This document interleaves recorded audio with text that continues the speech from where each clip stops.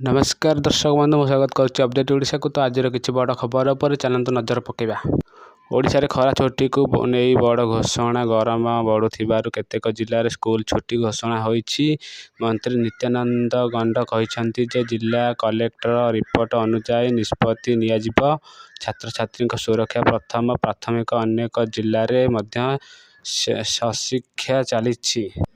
परवर्ती खबर सुभद्रा योजना ऑनलाइन रजिस्टर जोरदार भाव चली। ओडिशा सरकार एप्रिल 1 रु 30 तारीख पर्यंत 2026-27 आर्थिक वर्ष पर नूतन आवेदन आमंत्रण करिसेंति। सुभद्रा पोर्टाल रे और रजिस्टर पोर्टाल रे महिला माने सहजरे आवेदन करुछंती। योग्य महिला बयस 21 रु 60 वर्ष होइथिबा आवश्यक। अनेक ग्राम और सहरांचल रे कॉमन सर्विस सेंटर और आम सेवा केंद्र रे लोक किंबा ऑनलाइन लगाउछंती।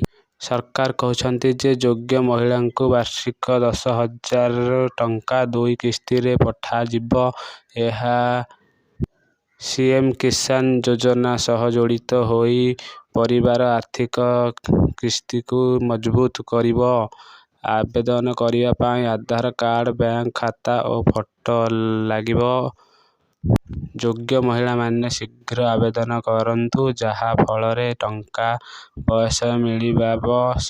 एही योजना महिला शक्ति संरक्षण बड़ भूमिका नेबो बोली आशा करा जाउची। परवर्ती खबर ओडिशा रे मैट्रिक परीक्षा रिजल्ट खूब शीघ्र आसिबाकू जाउची। Board of secondary education BSE Odisha सभापति कहिसेंति जे मे मासर प्रथम सप्ताह बा द्वितीय सप्ताह रे फल प्रकाश पाई पारे। परीक्षा उत्तरपत्र मूल्यांकन कार्य प्राय शेष होई सारिछि।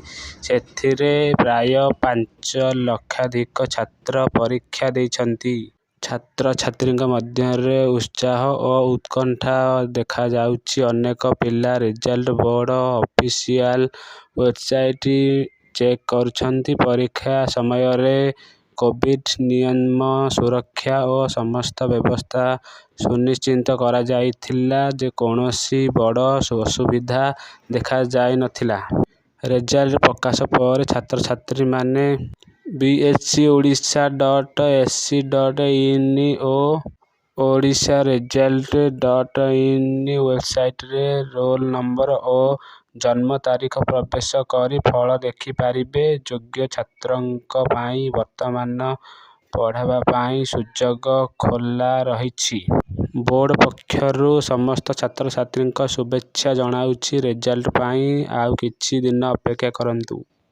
परवर्ती खबर ओडिशा रे डिजिटल जनगणना आरंभ होई सारिछि। एप्रिल 16 तारीख रु राज्यर समस्त 30 जिल्ला रे घर घर बुली सरकारी अधिकारी माने तथ्य संग्रह करुछंती। प्रथम पर्याय हाउस लिस्टिंग और हाउसिंग सेंस मे 15 तारीख पर्यंत चलिबो।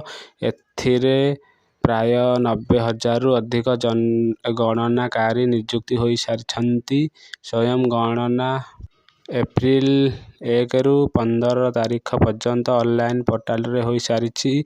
एही डिजिटल प्रक्रिया द्वारा घर परिवार और जनसंख्या संपर्कित सठिक तथ्य संग्रह हेबो। एहा सरकारी विद्यालय, डाक्तरखाना, रास्ता और विकास योजना उन्नत करिबारे सहायक हेबो बोली आशा करा जाउछि। समस्त नागरिकंकु गणनाकारींक पूर्ण सहयोग करिबाकू और सठिक तथ्य देबाकू अनुरोध करा जाउछि। एहा भारतर प्रथम पूर्ण डिजिटल गणना अटे। परवर्ती खबर